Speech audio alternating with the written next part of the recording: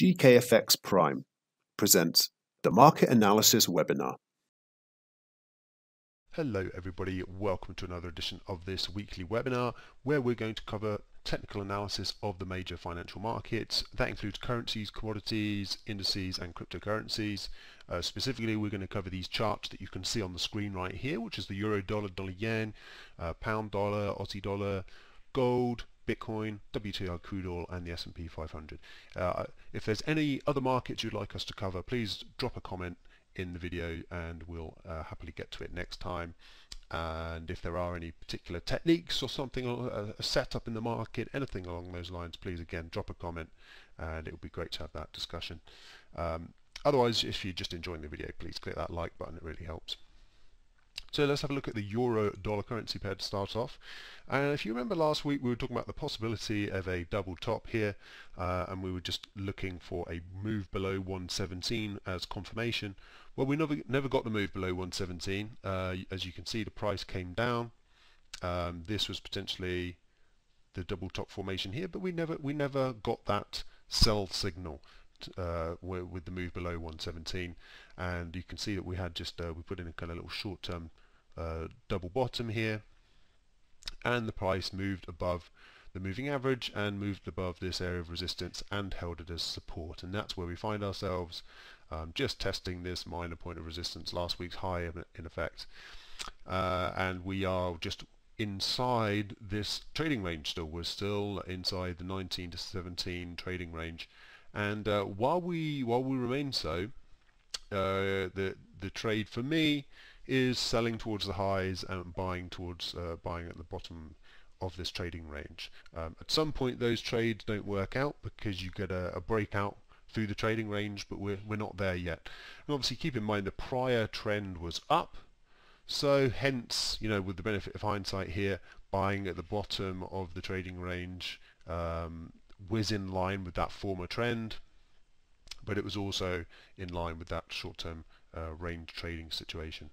So that's where we find ourselves. Potentially look at the market dipping down again once it gets towards 119, obviously with half an eye on a possible upside breakout. What's the bigger context here is just reminding ourselves that we've got this long-term downsloping trend line. We've had a massive monthly move up in the euro, and it was the worst monthly decline for the dollar in a decade. And so, you know, this is you know, important levels here for the euro.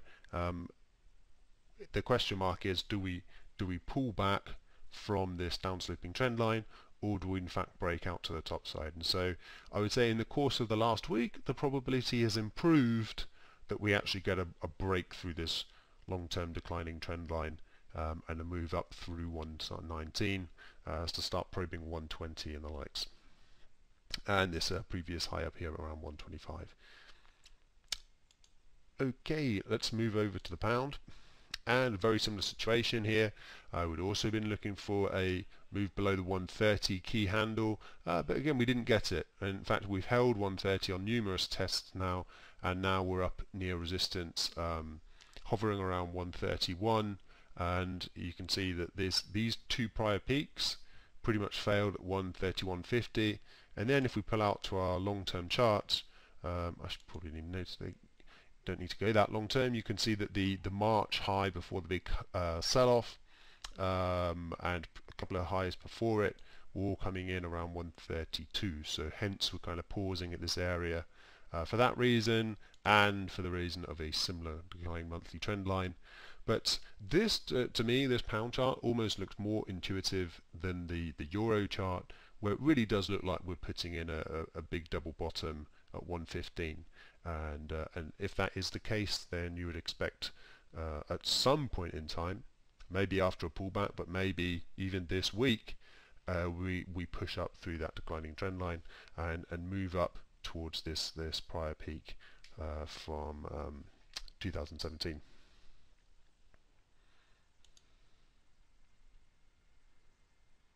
So that similar state of play, if we just jump down to remind ourselves in terms of the pound and the euro, they're both in range trading scenarios. A move up towards 132 would, if we got a close above 130, 150, and then a move up to 132, that would technically be a breakout, but it would also be a possibility to sell the move down. Remember, we're in August, guys, so typically less trends in the summer when everyone goes, when the big bankers and big traders go away for their holidays. Typically less follow through, but can get some good volatility as well. So tends to be better to fade the moves rather than ride a trend. But let's see. Switching gears to dollar yen. I think this downtrend probably does best characterize what's going on with dollar yen. It just basically skips out the madness of March. We're just in a down sloping channel, and you can see that we tested the underside of the channel, rallied up through 105, came into these previous lows, pulled back, broke above it, and now what you'd naturally want to see, if you want to see higher prices again above 107, is you want to see this same level which was broken as resistance. You want to see it hold again as support, and then setting up a move to test these prior peaks and the top side of this declining channel. But the only risk with doing that is that, as I say, the general tendency seems to be lower. So looking for short-term buy trades in the context of a generally down-sloping trend is a bit more high risk. But if you do get the confirmation that old support, which we have seen as relevant, nonetheless it'd still be an opportunity.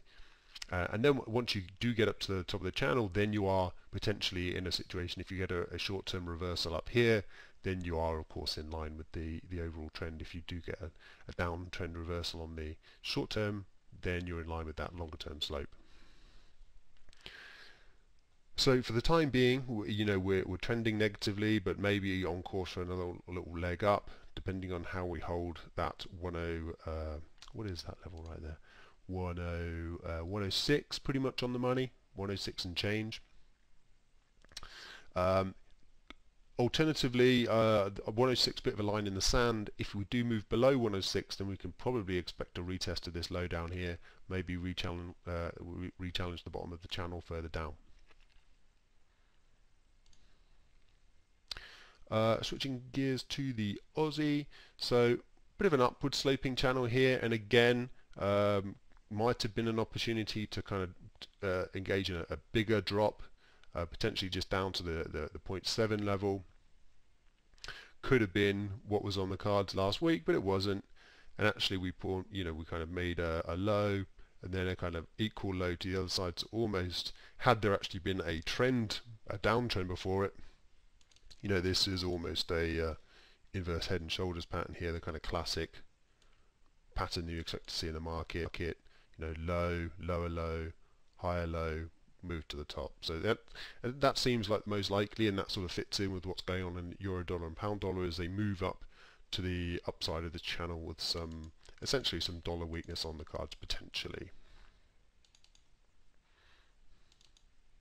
Actually, this resistance is what I had on there first. So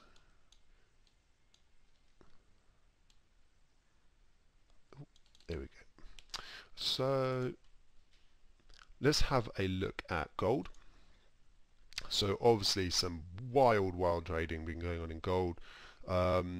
Here just reminding ourselves that we had this trend line on last week, I think. But anyway, that was where we ended up, maybe we didn't, but that was where we ended up holding the big sell-off, was at this trend line, and the big number involved was the 1900, which both of them combined acted as support. And so now I'm looking at a fib of that big drop, and you can see that actually we've basically got as far as pulling back 50% of that decline. And so what you can also see is that resistance level here dropped back, it held, the price route moved above, price dropped back, so it looks actually strong through this level here, which is about 1940.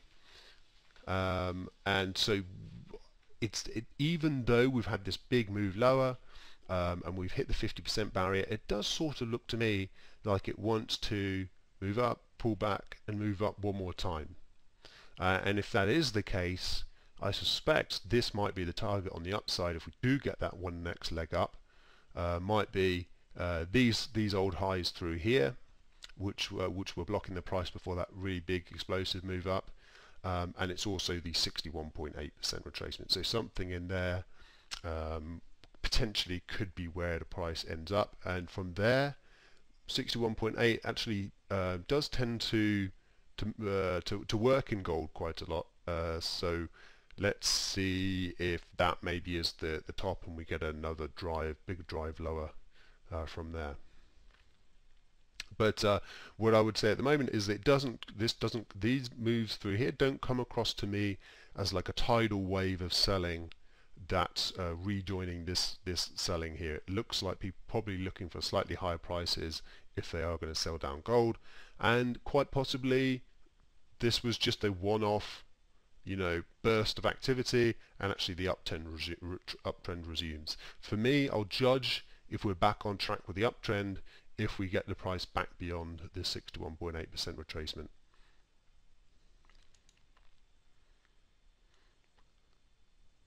Alright, next let's have a look at oil. This is not my favorite market right now. Oil not really trading very nicely. This is the 4-hour chart, just to kind of give you a bit of an idea of how I see the structure.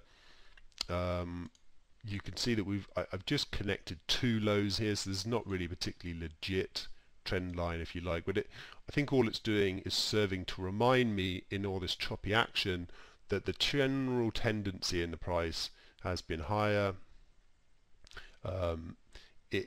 It's a sort of a messy rising wedge, you could say, and then again, if I zoom in a bit, you can kind of see that what's been happening. After that last low there, we probed below the 40 level, but quickly got back above it a few hours later, consolidated, broke out, pulled back to the old level, broke out to this kind of channel wedge high up here, then pulled back a bit more dramatically, but ended up testing the old high again. But on the last few occasions, we've not been able to take out that previous high, rallied up, and again we're not. If you consider this the high, we rallied up but we failed at the high, and now we're kind of coming back towards the low again. So this had been a bit of bullish action, but it seems to me like it's losing momentum. Maybe we're just going to drift back down to this rising trend line, or somewhere a bit lower down again in the trend, and at some point I feel like this uptrend is going to roll over, and I think I was saying the same thing last week, but it just hasn't materialized yet. It's a bit of a slow moving market at the moment in oil. So to me, not a whole lot of opportunity, just a general idea that probably we're losing momentum and the price is going to kind of drift down. But given that the overall trend is up and there's no real, it's a bit messy, I don't have a specific level as such to play it. Maybe just looking at this same level again, if we pull back and we have the rising trend line, that is, you could say, you're kind of roughly dealing with that was the 50 level, and then a bit further down, that's your 61.8. That's your kind of golden zone potentially for picking up oil again after its correction.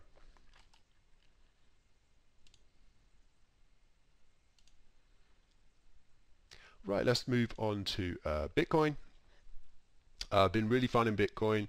But we did get a bit of a, last week I was saying it would be ideal if we got another pullback back to the low, and actually we dropped even below it. But as long as the stops were in a sensible place under these former lows over here, then the pullback to this area, hopefully you managed to survive it, and we're moving back up to the 12k again level again now.